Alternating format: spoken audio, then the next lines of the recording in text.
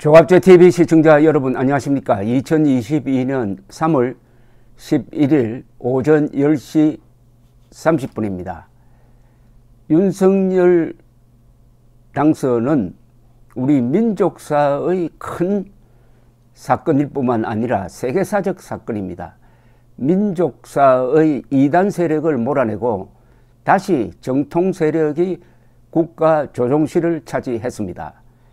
세계적으로는 지금 러시아, 중국, 북한이라는 대륙의 독재 세력과 미국을 중심으로 한, 유럽을 중심으로 한, 그리고 동북아에서는 일본, 호주를 중심으로 한 자유세계가 대결하고 있는 구도에서 가장 중요한 연결고리 역할을 해온 대한민국이 그동안 문재인 정권의 반일, 반미, 친중, 친북 정책으로 인해 가지고 이게 자유세계가 공조가 되지 않았는데 문재인 정권을 이제 여기서 끝장내고 윤석열 정권이 들어서면은 이게 제대로 작동하게 됩니다.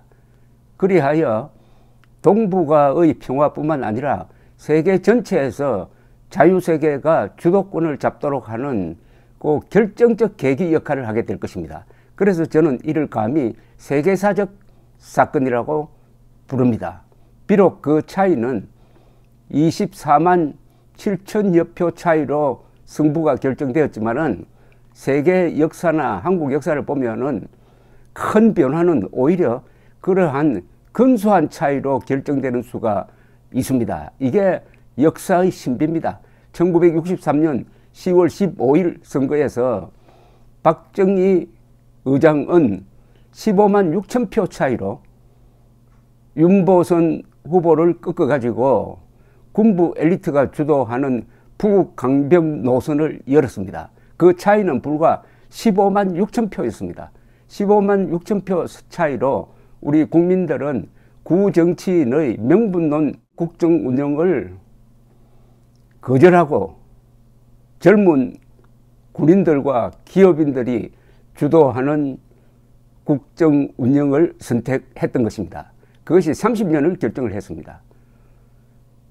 어제 있었던 윤석열 당선은 그 24만 7천여 표에 의해서 결정되었지만은 종북 운동권 주도 시대를 마감하고 이제 다시 자유민주주의 시장경제 법치주의로 돌아가는 궤도 수정을 하게 되었습니다.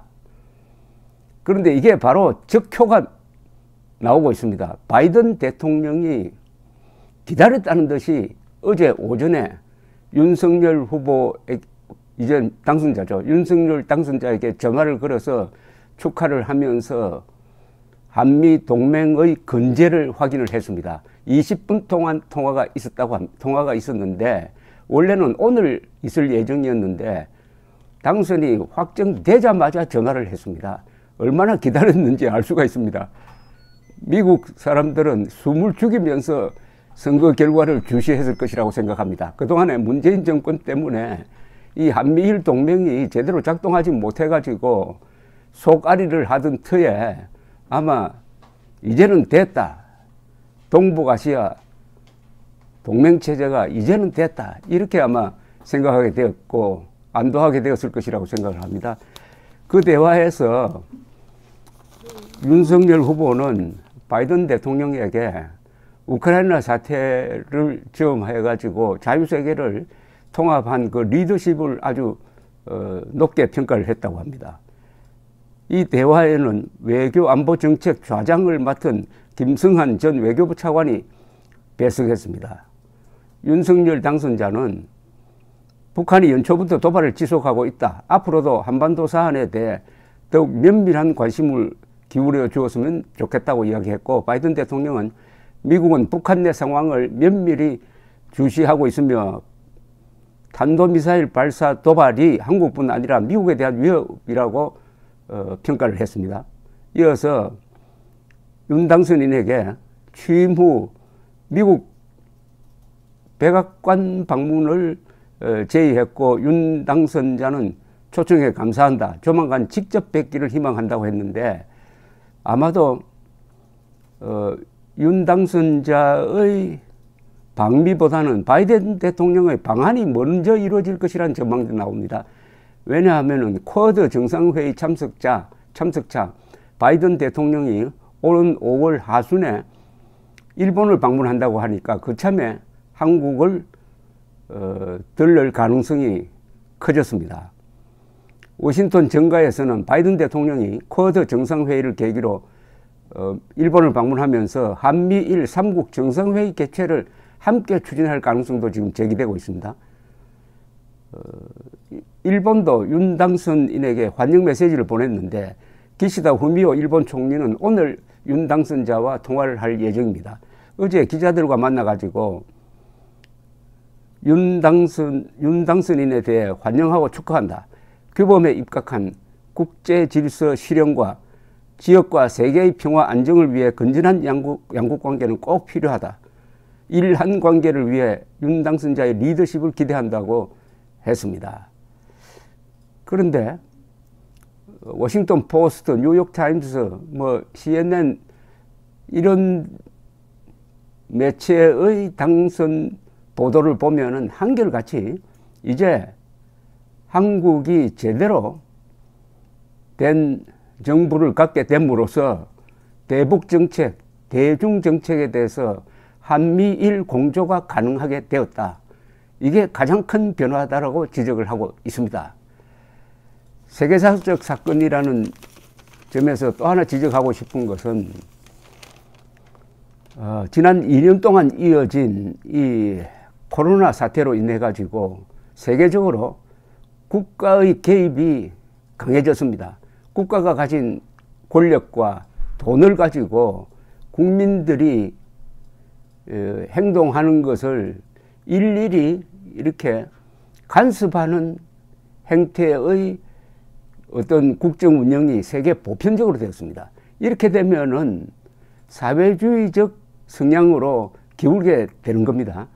그러니까 어중간한 민주국가는 요걸 틈타 가지고 그 지도자들이 독재적 정책을 펴면서 전체가 좀 독재화되고 있는 그런 경향을 보이고 있습니다. 예컨대 헝가리라든지 폴란드라든지 터키 같은 나라가 독재화되고 있어요. 그 좋은 명분이 있는 거죠. 코로나에 대한 대비를 위해서 개인의 기본권을 제한한다든지 국가가 가지고 있는 이 세금으로 조성된 이 재정권을 아주 멋대로 행사한다든지 한국에서도 지난 2월 23일, 23일, 4일 자영업자들에게 대해서 330만 명에게 1인당 300만 원씩 10조를 풀었습니다. 이건 사실상 매표 행위죠. 이렇게 되면은 선거를 통해서 오히려 좌익 세력이 권력을 잡고 또 우파 세력도 좌경화하는 그런 경향이 있습니다. 그런데 대한민국에서는 그런 일반적인 경향과 반대되는 선택을 한 겁니다. 그런 점에서 한국인의 이번 선택은 위대한 결단이었다. 이렇게 보는 거죠. 자유민주주의, 시장경제, 법치주의라는 세계의 보편적 가치에 부합되는 결단을 내렸다. 어떤 사람들은 차이에 따라서는 표차가 이것밖에 나지 않았냐 하는 사람도 있을 것이고, 진 쪽에서는 우리가 조금만 잘했으면은 이재명 세상을 만들 수 있었는데 라고 이야기할 겁니다. 그러면은 간단하게 생각하면 됩니다. 24만 7천 표 차이로 이재명이 당선되었으면 어떻게 되느냐. 이재명 세상과 윤석열 세상을 비교하면 됩니다. 이재명 세상은 어떤 세상이 되겠습니까? 정과사범, 반성한 적이 없는 정과사범이 다스리는 이 세상은 어떤 세상이 되겠느냐 이거죠. 그런 점에서 우리 국민들은 정말 아찔한 선택을 했는데, 이 역사를 보면은 이런 아찔한 선택에서 순간적인 결단을 내리게 되는데, 그것이 30년을 결정하고 5천만의 운명을 결정하게 됩니다. 지난 3월 9일 대통령 선거는 아마 우리 한국 현대사에서 가장 중요한 선거 중에 하나로 꼽힐 것입니다. 이렇게 표가 적게 나오면은 당선자가 겸손해집니다. 그리고 국민들의 한 표 한 표가 얼마나 소중한지를 실감하게 됩니다. 국민들도 마찬가지입니다. 자신이 던진 표가 윤석열 당선에 기여했다 하는 것을 구체적으로 느낄 수 있게 되는 것이죠. 그러면 국민과 권력자가 가까워진다 이겁니다. 더구나 윤석열 당선자는 청와대 시대를 마감하겠다고 했습니다. 선거 중에는 그렇게 국민들 앞에 겸손하던 대통령도 청와대에 들어간 이후부터는 완전히 왕처럼 행동하게 됩니다. 왜냐하면은 청와대와 국민들이 너무 멀고 거기에 아부꾼들이 대통령을 에워싸고 나면은 그때부터는 왕이 됩니다. 왕이. 그런데 그런 청와대 시대를 끝내고 광화문, 여러 사람들이 보고 있는 중인 환시리의 광화문 한복판에 대통령 집무실을 갖겠다고 하면은 대통령도 달라지고 그 앞을 지나가는 국민들도 대통령을 더 가깝게 느끼게 되는 것이죠. 가장 큰 개혁은 청와대를 없애버리고 광화문에 대통령실을 열겠다는 이 윤석열 후보의 공약이 이게 가장 큰 정치 개혁입니다. 우리 민족사의 큰 사건이고 세계사적 대사건의 한복판에 윤석열이라는 이름 석자가 등장하게 되었습니다. 윤석열 세상이 되느냐, 이재명 세상이 되느냐를 결정한 24만 7천 표의 의미를 새삼 되새기게 됩니다. 감사합니다.